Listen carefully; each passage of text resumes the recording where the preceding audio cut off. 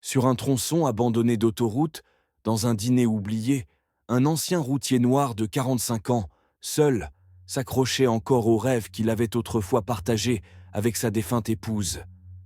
Désormais confronté à une saisie imminente et à des dettes croissantes, il n'hésita pourtant pas une seconde à ouvrir ses portes quand 10 jeunes routiers égarés débarquèrent, piégés par une tempête de neige brutale.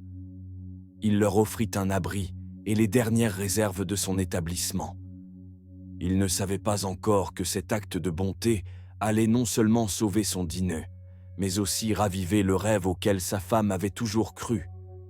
Le Everwind Café se dressait, seul, face au vaste champ gelé du Kansas, ses fenêtres diffusant une lueur rose fatiguée dans l'étendue infinie de neige.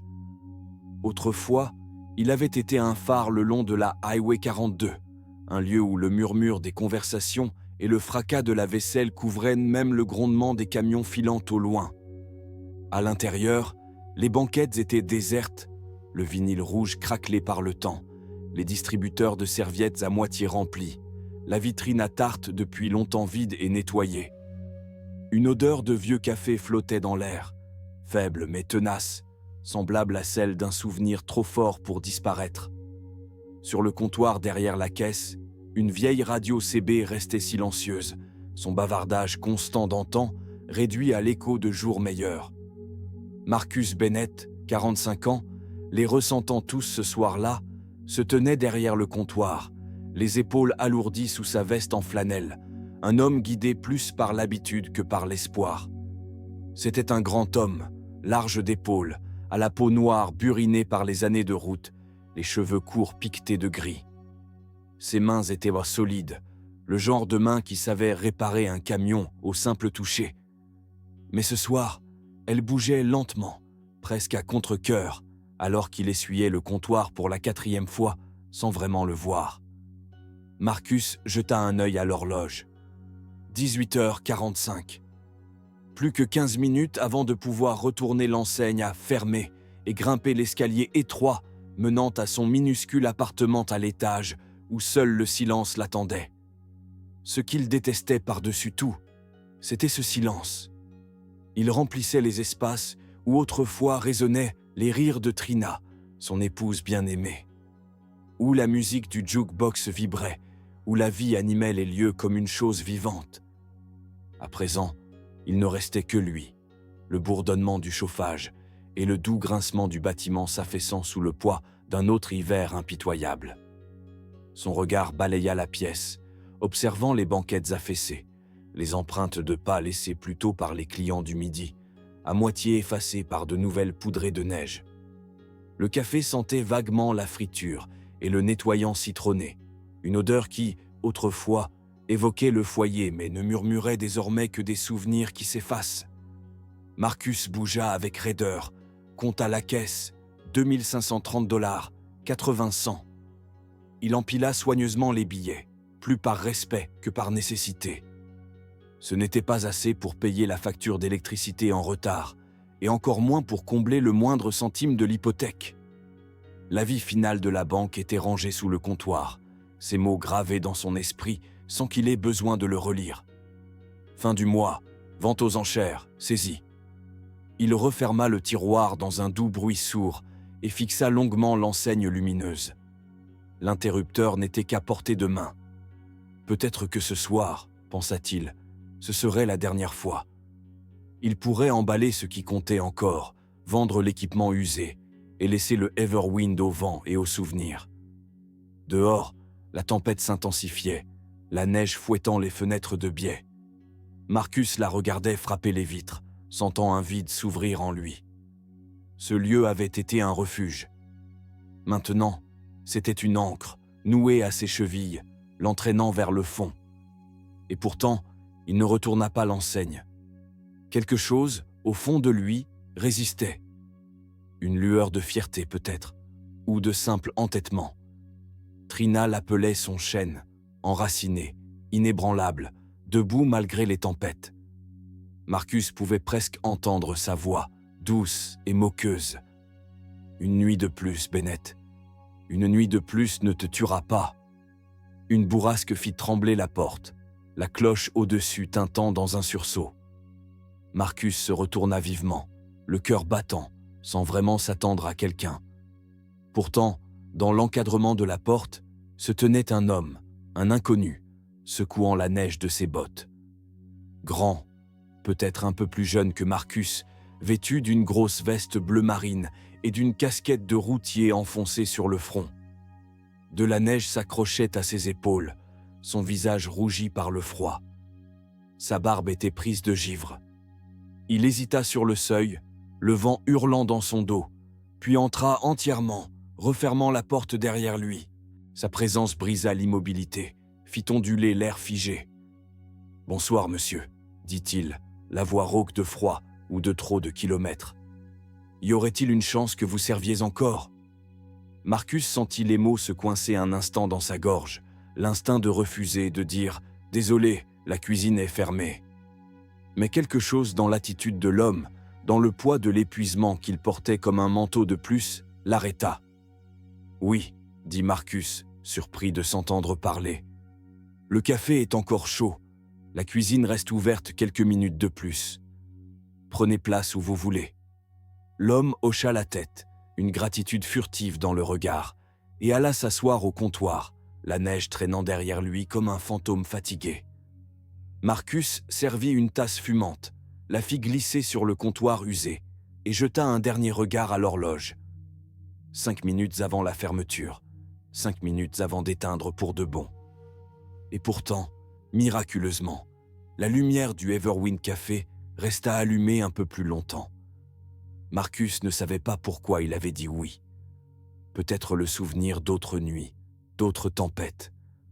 Peut-être la voix de Trina dans son oreille, ou peut-être simplement la vérité simple.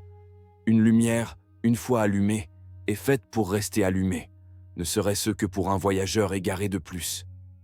Le café n'était pas encore à moitié bu que la cloche tinta de nouveau, claire et nette dans le silence de la tempête.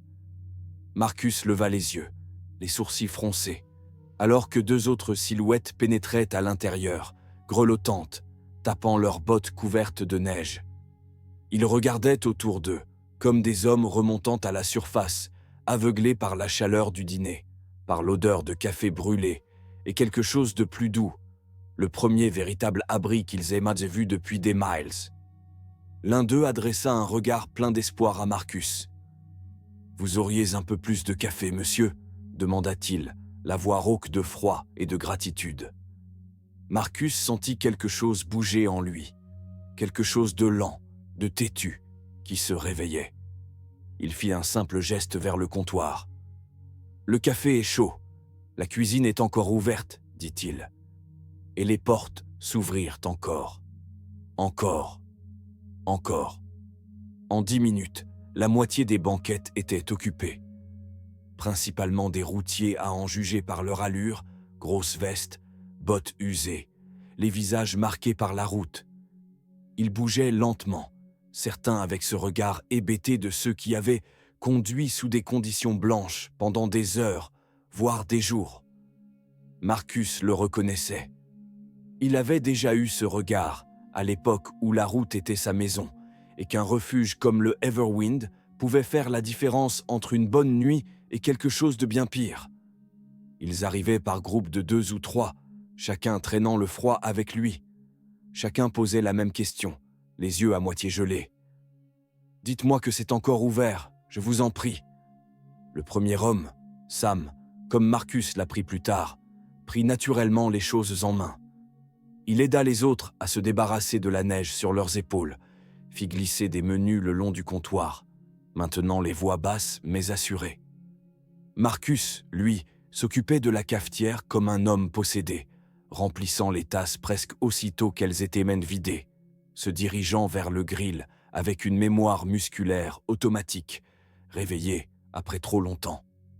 Les steaks hachaient, grésillaient sur la plaque. Les toasts sautaient du vieux grille-pain, et Marcus eut un petit sursaut en réalisant qu'il n'avait pas cuisiné autant de nourriture en même temps depuis des mois. « L'autoroute est fermée à environ 15 km en arrière, » dit Sam entre 2 bouchées d'œufs et de pommes de terre sautées, assez fort pour que Marcus l'entende par-dessus le grondement discret des conversations. Les patrouilles bloquent dans les deux sens. Ils disent que c'est une tempête blanche jusqu'au-delà de Milford. Elle ne rouvrira pas avant le matin, peut-être plus tard, si le vent ne se calme pas. Marcus sentit son estomac se nouer. Il jeta un coup d'œil par la fenêtre, où la nuit était devenue épaisse et aveuglante. Les phares des camions stationnés n'étaient plus que des halos flous dans la neige tourbillonnante. Si l'autoroute était fermée, ces hommes, ces étrangers, n'allaient maille nulle part. Il pensa au chauffage fatigué, qui gémissait déjà sous la pression. Il pensa au congélateur, aux provisions déjà bien entamées avant même ce soir. Puis, il pensa à la voix de Trina, patiente et calme, qui lui rappelait souvent que le café n'était pas juste un commerce. C'était une promesse, une lumière sur la route pour ceux qui en avaient pas besoin. La jeune serveuse, Tara, déboula de l'arrière, les joues rosies par le froid de la chambre de stockage. Marcus lui avait dit de ne pas venir aujourd'hui, qu'il n'y aurait pas assez de clients pour justifier le trajet dans la neige. Mais Tara était aussi têtue qu'un mulet, comme Trina et lui l'avaient été, et elle était venue quand même, balayant ses inquiétudes d'un sourire et d'un haussement d'épaules. À présent, elle passait de table en table, servant des mugs et des assiettes, échangeant sourires et mots rapides avec les routiers. « On est presque à court de tout », murmura Tara en se penchant près du grill, les mains déjà gercées par la vaisselle. « J'ai trouvé un peu de viande pour ragoût et quelques tartes surgelées, mais après ça… » Sa voix se perdit. Marcus hocha la tête. Pas besoin qu'elle termine. Il connaissait mieux que quiconque le registre mental qu'il tenait. Il s'essuya les mains sur un torchon, sentant le poids de la nuit peser un peu plus sur ses larges épaules. 12 hommes, peut-être plus, encore dehors à chercher un abri. Congélateur à moitié vide, factures impayées. Chauffage au bord de la panne.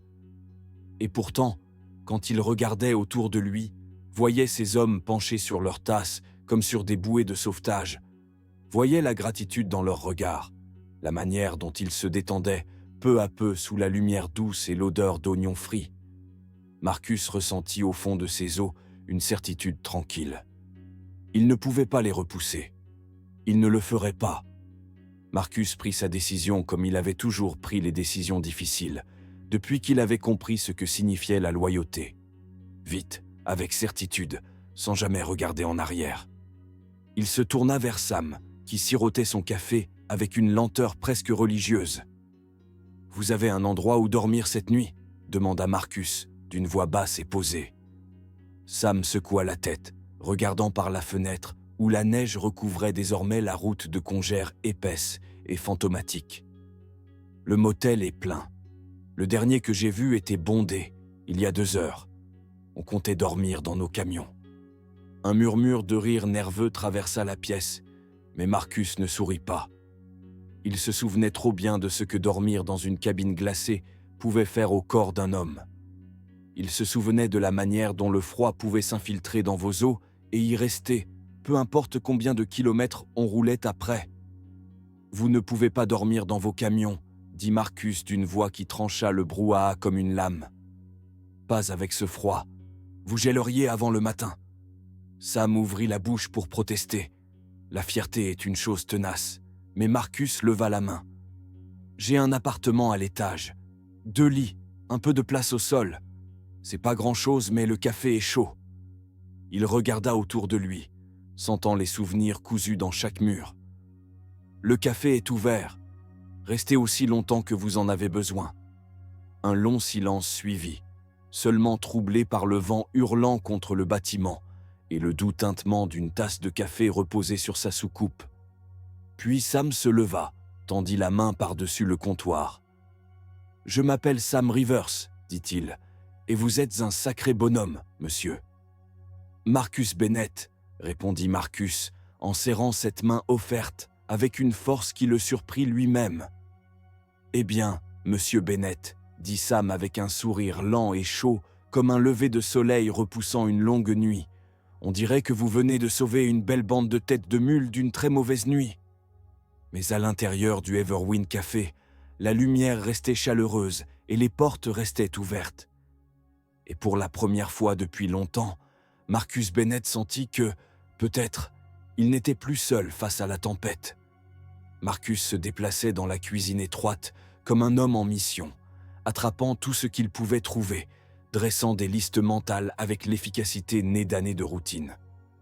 Tara était à ses côtés sans qu'il ait besoin de demander, sortant des boîtes de préparation pour pancakes, un sac de pommes de terre, quelques vieilles boîtes de chili et un sachet de pilons de poulet oublié au fond du congélateur. Ce n'était pas grand-chose, pas de quoi tenir une cuisine pour une nuit entière, encore moins nourrir une douzaine d'hommes affamés pris dans une tempête. Marcus sentit ce poids serrer sa poitrine, un nœud froid de réalité. Mais il l'écrasa aussitôt.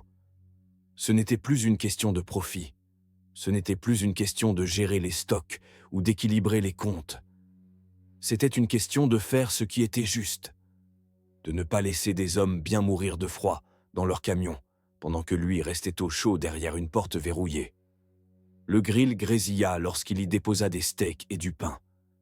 L'odeur de la viande saisie se répandit dans le café comme une fusée de détresse. Les conversations aux tables se turent alors que les routiers se redressaient, l'odeur simple et primitive de la nourriture perçant l'épuisement et la peur. Un jeune homme, pas plus de 25 ans, s'approcha du comptoir avec hésitation.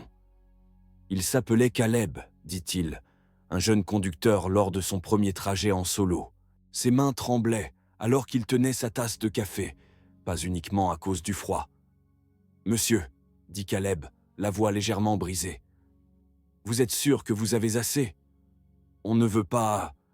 Vous causez de problèmes ou quoi ?» Marcus s'essuya les mains, étudia le jeune homme un instant, voyant en lui l'incertitude, ce combat silencieux entre la peur et la fierté dans ses yeux fatigués. Il se rappela le nombre de nuits où il s'était senti exactement comme ça, coincé sur une route oubliée, se demandant si quelqu'un laisserait une lumière allumée. « Tu n'es pas un fardeau », dit Marcus fermement, laissant ses mots s'ancrer dans l'air épais du dîner. « C'est exactement pour ça que ce lieu existe. » Caleb hocha la tête, déglutit péniblement, et retourna à sa banquette, les épaules un peu plus droites. Le grill chauffait, les burgers grillaient, les toasts beurraient, et l'esprit de Marcus courait déjà plus loin. Il devait faire durer ce qu'il lui restait. Tara fit glisser un carnet sur le comptoir, griffonnant déjà des idées de repas en fonction des provisions qui s'amenuisaient. Sandwichs au chili, œufs brouillés, pêches en conserve pour ceux qui voudraient un peu de douceur. Marcus grogna son approbation. Ils allaient s'en sortir. Ils devaient. Une nouvelle rafale fit trembler les vitres, la tempête hurlant sa fureur contre les murs fragiles du café. Pendant un instant, Marcus imagina ce qu'aurait été la nuit, s'il avait retourné l'enseigne, s'il avait fermé la porte, éteint les lumières et laissé ses hommes se débrouiller seuls face à une nuit pareille. L'idée lui retourna l'estomac. Ce n'était pas comme ça qu'on l'avait élevé. Ce n'était pas l'homme que Trina avait aimé. Non, pensa-t-il en s'essuyant le front avant de dresser un autre burger. Quand quelqu'un frappait à votre porte au milieu d'une tempête, vous l'ouvriez, vous les nourrissiez, vous leur offriez un abri. On ne comptait pas le coût. On comptait la bénédiction d'avoir encore quelque chose à donner. À minuit, le dîner s'était transformé. Les banquettes étaient mises à pleines, le comptoir couvert d'assiettes et de tasses, l'air épais des sons de la vie, les fourchettes raclant les assiettes, des rires discrets, le murmure étouffé de conversations qui parlaient plus de survie que de fête. Tara, les joues rosies et des mèches échappées de sa queue de cheval, se déplaçait avec la grâce fluide de quelqu'un à sa place, serpentant entre les tables, remplissant les cafés sans qu'on ait besoin de le demander. Marcus sentit une fierté féroce gonfler en lui en la regardant. La même fierté qu'il avait ressentie autrefois, debout aux côtés de Trina derrière ce même comptoir. Dehors, la tempête faisait rage comme jamais, les fenêtres claquaient dans leur cadre. Mais à l'intérieur, le Everwind Café brillait d'une lumière chaude et constante, une étoile défiant les ténèbres glacées. Marcus passait de table en table, ses grandes mains assurées, sa voix calme, veillant à ce que chacun ait ce dont il avait besoin, veillant à ce que personne ne reste seul. Et pour la première fois depuis bien longtemps, il ne se sentait pas seul non plus. Pas ici. Pas ce soir. Les heures passèrent, sans qu'on s'en aperçoive. La tempête dehors les enfermant tous dans un petit monde chaleureux, fait de vapeur de café, de lumière vacillante et du doux bourdonnement des voix montant et descendant comme la marée. Marcus circulait parmi eux, remplissant les tasses, débarrassant les assiettes vides, échangeant quelques mots çà et là, mais écoutant surtout. Cela faisait si longtemps que le Everwind n'avait pas résonné d'autre chose que de fantômes, que le simple bruit de vraies conversations vivantes semblait guérir les carreaux fissurés et le bois fatigué. C'est Caleb qui parla le premier, le jeune conducteur, encore trop jeune pour porter le poids de la route gravé dans ses os. Il était assis dans la banquette du fond, une assiette d'œufs brouillés à moitié mangée devant lui, jouant nerveusement avec sa fourchette avant de se racler la gorge. « Première mission en solo », dit-il en jetant des coups d'œil autour de lui, comme s'il avouait un crime. « Je m'attendais pas à me retrouver coincé dès la deuxième nuit. » Un éclat de rire discret parcourut la salle, non moqueur, mais complice. Marcus surprit Sam, échangeant un sourire avec l'un des routiers plus âgés, de l'autre côté de la pièce. « T'es pas vraiment routier tant que t'as pas été coincé dans un patelin au nom imprononçable », lança un homme aux larges épaules, assis près du comptoir, dont Marcus avait appris qu'il s'appelait Henry. Il avait une voix rocailleuse et un visage tanné comme du cuir usé, et quand il s'adossa, sa chaise grinça sous son poids. Moi, la première fois que je me suis fait prendre par une tempête, j'ai fini par dormir dans un fossé, à côté d'un magasin d'appât au fin fond du Montana. Meilleur sommeil de ma vie. Je me suis pas réveillé avant qu'un flic d'État vienne frapper à ma vitre au lever du jour. Les rires s'intensifièrent, devenant plus libres, alors que les hommes se détendaient dans leurs sièges. Les barrières entre étrangers fondaient comme la glace sur leurs bottes. Ils commencèrent à échanger des histoires, des récits de route, lents et réguliers comme des wagons sur un train sans fin. Certaines étaient drôles, d'autres folles, d'autres encore si réelles qu'on aurait pu sentir le diesel dans l'air. Sam raconta le jour où il avait perdu ses freins en descendant Black Mountain et avait dû prier pour réussir à s'engager sur la voie de secours, les pneus fumant, le cœur battant si fort qu'il avait cru s'évanouir avant de s'arrêter. Un autre, Rick, un conducteur sec, avec une barbe qui semblait à elle seule pouvoir raconter 1000 histoires, évoqua une tempête de poussière au Texas, où il avait échangé un demi-réservoir de diesel contre un repas chaud dans un dîner qui, selon lui, n'était guère plus qu'un cabanon, avec une bonne tarte et un café infect. Marcus s'appuya contre le comptoir, les bras croisés, un petit sourire aux lèvres. Il ne parlait pas beaucoup. Il n'en avait pas besoin. Être là, les entendre parler, c'était suffisant. C'était la langue de la route, une fraternité non écrite, forgée par les mains calleuses et les longues nuits solitaires. À un moment donné, la voix râpeuse d'Henry coupa le murmure apaisé. « Cet endroit me rappelle un autre dîner que j'ai connu, il y a des années, » dit-il en tapotant distraitement sa tasse de café. Tout au nord du Nebraska, un petit relais au bord de la Highway 83. Le patron était un ancien routier, avant de raccrocher les clés. Nom de Dieu, il faisait le meilleur pain de maïs que j'ai jamais goûté. « Comment ça s'appelait » demanda Caleb, se penchant en avant. Henry plissa les yeux, réfléchissant. « Bennett, non, c'est pas ça. Peut-être Eversummon ?» Everett question Marcus sentit sa poitrine se serrer brusquement, mais il resta silencieux, attendant. Sam, qui feuilletait un tas de vieilles photos punaisées au mur derrière le comptoir, s'immobilisa soudain. Il tendit la main, traçant du doigt une photo fanée dans le coin d'un cadre. Des routiers alignés devant un dîner ensoleillé, souriant bêtement, les bras passés autour des épaules des autres. « Tu veux dire Everwind » dit Sam, se retournant vers Henry. « Le café Ever ?»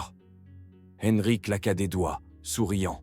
« C'est ça, Everwind, comment j'ai pu oublier ?» Cet endroit m'a sauvé la mise plus de fois que je peux en compter. » « Le propriétaire s'appelait pas Marcus Bennett ?» demanda Sam, même si sa voix trahissait déjà la certitude. Marcus se redressa, sentant la chaleur lui monter aux oreilles, le poids de 100 nuits, de 1000 kilomètres appuyé contre ses côtes. « C'est toujours moi, » dit-il simplement. Un silence s'installa. Un instant suspendu, où chacun sembla comprendre. L'homme discret qui avait gardé les lumières allumées ce soir, qui les avait nourris avec les dernières réserves de son congélateur, n'était pas juste un propriétaire de dîner. Il était l'un des leurs. Il faisait partie de la route. De cette ancienne fraternité qui ne reconnaissait ni couleur, ni frontières, seulement les kilomètres et ce code que l'on suivait quand les tempêtes se levaient et qu'il ne restait plus que la bonté des inconnus. Sam reposa la photo avec précaution, comme une chose sacrée. « On n'oublie pas un endroit comme ça, » dit-il à voix basse. « On n'oublie pas un homme comme lui. » D'autres voix s'élevèrent, des souvenirs dispersés remontant à la surface. Un homme se rappela de Marcus, s'arrêtant une nuit de sommeil dans le Missouri pour l'aider à bâcher sa cargaison avant qu'elle ne s'envole dans le noir.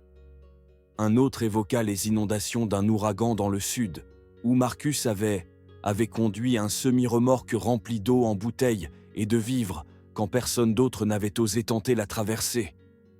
Une femme, assise au bout du comptoir, petite mais farouche, d'une manière qui ne correspondait pas à sa stature, se souvenait d'une voix à la radio CB, calme et posée, la guidant à travers un col de montagne verglacé, alors qu'elle était persuadée qu'elle n'en sortirait pas vivante.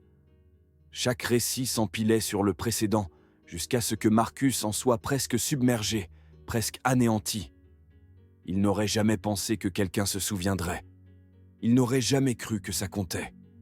Il avait simplement fait ce qu'il pensait être juste à l'époque, tout comme il le faisait ce soir.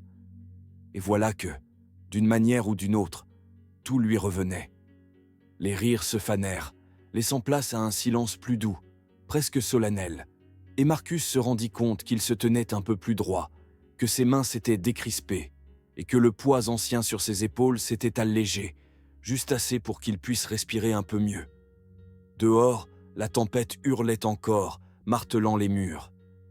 Mais à l'intérieur du Everwind Café, seule comptait la chaleur entre inconnus. Ces histoires partagées autour de tables ébréchées, cette lumière simple et obstinée qui refusait de s'éteindre. À l'aube, la neige s'était transformée en une fine brume qui tourbillonnait comme de la fumée sur le parking gelé. Mais les congères entassées contre la porte atteignaient presque les fenêtres. Et la route au-delà n'était plus qu'une rumeur enfouie sous un blanc immaculé. À l'intérieur du Everwind Café, le monde s'était réduit à un cocon chaud de tables usées, de mugs tachés et d'une douzaine d'hommes ayant traversé la nuit non seulement grâce à la chaleur, mais aussi en partageant leurs récits, leurs rires et quelque chose que Marcus n'avait plus ressenti depuis bien trop longtemps. Un sentiment d'appartenance qui vous serre les côtes et ne vous lâche plus. Vers 9 heures, le grondement de moteur à l'extérieur fit se redresser tout le monde. Quelques chauffeurs s'approchèrent de la fenêtre, essuyant la buée pour jeter un œil à ce matin devenu laiteux. Marcus les suivit, le cœur cognant contre ses côtes, s'attendant à voir peut-être un chasse-neige ou un automobiliste coincé enfin, prêt à dégager sa voiture. Mais ce qu'il vit le fit cligner des yeux. Puis encore. Un convoi de camions entrait sur le parking, leurs phares traçant 2 sillons dans la neige tourbillonnante, leurs moteurs grondant, bas et réguliers. Le son ressemblait plus à une déclaration qu'à un simple bruit. D'abord 1, puis 3, puis 7 semi-remorques se garèrent. Leurs remorques luisaient de givre, les flancs ornés de noms et de logos que Marcus ne reconnut pas immédiatement. D'autres camions patientaient encore sur la route, alignés sur l'accotement, tournant au ralenti avec la patience tranquille d'hommes, sachant qu'il n'y avait nulle part où il valait mieux être qu'ici, maintenant. Sam était déjà à la porte, la poussant contre la résistance tenace de la neige tassée. Le froid mordit aussitôt, mais Marcus n'y prêta guère attention en le suivant dehors, les autres sur leurs talons. Les chauffeurs descendirent de leur camion, leurs bottes crissant sur la glace, et Marcus comprit, avec un choc, que tous ne venaient pas de la veille. Certains visages lui étaient inconnus, des conducteurs plus jeunes, d'autres plus âgés, hommes et femmes confondus. Mais tous affichaient la même expression de calme détermination en se rassemblant sur le parking, frappant des pieds, frottant leurs mains pour se réchauffer, formant un demi-cercle lâche autour de Marcus sans qu'on le leur ait demandé. Sam se tourna vers lui, son souffle formant un nuage dans l'air glacé. Et pendant un long moment, il ne dit rien, se contentant de lui adresser ce lent sourire chaleureux avant de désigner du pouce la ligne de camions derrière lui. « On a passé quelques coups de fil, » dit-il, sa voix couvrant le grondement des moteurs et le gémissement du vent. « On a raconté ce qui s'est passé ici la nuit dernière, ce que t'as fait, ce que t'as construit. » Sa voix se fit un peu plus rauque, mais il continua, voulant aller droit au but. « Il paraît, monsieur Bennett, que t'es une sorte de légende là-dehors. » Quelques rires s'élevèrent dans la foule, mais c'étaient des rires affectueux, respectueux. Marcus sentit sa gorge se serrer douloureusement, ses mains se refermant malgré lui. L'un des nouveaux venus, un homme portant une veste de société avec un écusson où l'on lisait Porter Logistics, s'avança, tendant une main gantée. « Je m'appelle Will Porter, » dit-il. « Je gère une flotte qui emprunte ce corridor 6 jours par semaine. On est toujours à la recherche de relais honnêtes, des endroits qui traitent les chauffeurs comme des êtres humains, pas juste des portefeuilles sur roues. J'aimerais mettre en place un passage régulier ici, faire le plein, manger, se reposer. On a environ 50 camions, peut-être plus si le bouche à oreille fait son œuvre. » Avant que Marcus ne trouve les mots pour répondre, une autre personne s'avança, une femme fine, aux cheveux gris acier et aux yeux perçants, se présentant comme la coordinatrice régionale d'une entreprise de fourniture. Puis une autre, encore une autre. Des propositions de contrats, de dessertes régulières, de tournées d'approvisionnement, de partenariats. Des promesses d'envoyer leurs équipes, de faire passer le mot, de faire vivre le Everwind Café, parce qu'ils en avaient autant besoin que Marcus avait eu besoin d'eux. Sam sortit une enveloppe épaisse de sa veste, la tendant à Marcus sans cérémonie. « Des dons, dit-il simplement. De chauffeurs, de petites boîtes, de gens qui se souviennent de ce que ça fait quand quelqu'un laisse la lumière du Porsche allumée pour vous. Ça devrait suffire pour rattraper l'hypothèque, et peut-être remplir ce congélo avec de la vraie bouffe aussi. » Marcus prit l'enveloppe avec des mains qui tremblaient malgré l'engourdissement, sentant son poids s'enfoncer dans sa paume. Plus lourd qu'il ne l'aurait cru, plus lourd de sens. Il ouvrit la bouche pour parler, mais aucun mot n'en sortit. Juste un bruit rauque, coincé entre un rire et un sanglot. Un des conducteurs plus âgés, un homme à la barbe épaisse et aux yeux brillants, s'avança, tenant quelque chose enveloppé dans un chiffon. « J'ai retrouvé ça dans mon garage hier soir, » dit-il en tendant l'objet à Marcus. C'était un combiné de radio CB, cabossé, mais brillant encore sous les couches du temps. Tu m'avais donné ton appareil de secours quand le mien a lâché près de Cheyenne, en 97. T'avais dit que ta ligne serait toujours ouverte. Je me suis dit qu'il était peut-être temps qu'il rentre à la maison. Marcus prit la radio avec révérence, reconnaissant son poids familier, les souvenirs cousus dans chaque entaille et rayure. Sans réfléchir, il retourna au comptoir, là où l'unité principale prenait encore la poussière. Le combiné s'enclencha avec un clic doux et parfait, comme s'il avait attendu tout ce temps qu'il revienne finir ce qu'il avait commencé. Derrière lui, Tara s'essuyait les yeux sans chercher à cacher qu'elle pleurait. Et Sam donna à Marcus une tape dans le dos si forte qu'elle faillit le faire basculer en avant. L'un des plus jeunes chauffeurs, un gamin nerveux nommé Kevin, que Marcus se rappelait avoir aidé pour un pneu crevé quelques mois plus tôt, s'avança, déroulant une grande feuille de papier épais. « On a eu une petite idée, dit-il. J'espère que ça te dérange pas. » Il retourna la feuille, révélant un dessin pour une nouvelle enseigne. Everwind Haven, une lumière pour chaque voyageur. Marcus resta figé devant l'inscription, les mots se brouillant, flottant, les contours du monde devenant flous et dorés autour de lui. Il pensa à Trina, à toutes ces longues nuits passées à rêver de cet endroit. Pas pour l'argent, pas pour la gloire, mais parce qu'ils y croyaient, parce qu'ils croyaient en un monde où l'on ouvrait sa porte quand les tempêtes arrivaient et qu'on faisait confiance. Que quelqu'un, un jour, ferait la même chose pour toi. L'ACB grésilla derrière lui, un éclat de statique laissant place à une voix venue de quelque part sur la route, claire et assurée, appelant dans le matin. « Breaker 19, est-ce que quelqu'un capte Everwind ? On m'a dit qu'il y a encore une lumière allumée par là-bas. » Marcus se pencha vers le micro, le cœur battant, la voix ferme. « Everwind est là, » dit-il, sa voix portée au loin, à travers les kilomètres, à travers les tempêtes, à travers les silences du monde. Et la lumière est toujours allumée. 1 an plus tard, le Everwind Café ne ressemblait presque plus au petit endroit fatigué qu'il avait été cette nuit, noyé sous la tempête.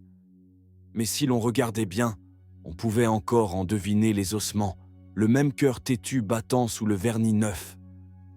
Le parking avait été agrandi, capable désormais d'accueillir confortablement 2 douzaines de poids lourds, avec des allées de circulation larges et dégagées et un nouvel éclairage qui restait allumé du crépuscule à l'aube. Un petit salon pour routiers avait été ajouté sur le côté du bâtiment, avec des douches propres, des canapés moelleux et 2 tables de billard cabossées, données par des conducteurs qui préféraient te les voir ici que couvertes de poussière dans un vieux sous-sol oublié. À l'intérieur, le café avait été soigneusement rafraîchi, pas dénaturé, pas dépouillé de son âme, mais nettoyé, éclairci, rendu à sa dignité. Le comptoir brillait sous un nouveau vernis. Le scaillis des banquettes avait été réparé, et une couche de peinture crème toute douce donnait au mur un air accueillant sans effacer l'histoire écrite dans chaque craquement du plancher. Mais le plus grand changement n'était pas quelque chose que l'on pouvait voir. C'était quelque chose que l'on ressentait dès qu'on poussait la porte. Everwind n'avait pas seulement survécu, il était devenu quelque chose de plus grand, de vivant. Il était devenu un foyer pour tous ceux dont la vie se mesure en kilomètres et en heures et en longues étendues solitaires entre 2 étapes. Les rires étaient revenus, bas et constants, comme le murmure d'une rivière. L'odeur du bacon grillé et du café bien fort vous enveloppait comme une couverture. Et à travers tout cela, la vieille CB derrière le comptoir grésillait et vibrait. Des voix affluant de tous les horizons, portant nouvelles, blagues, alertes routières et salutations de conducteurs qui faisaient désormais d'Everwind une étape choisie, incontournable de leur voyage.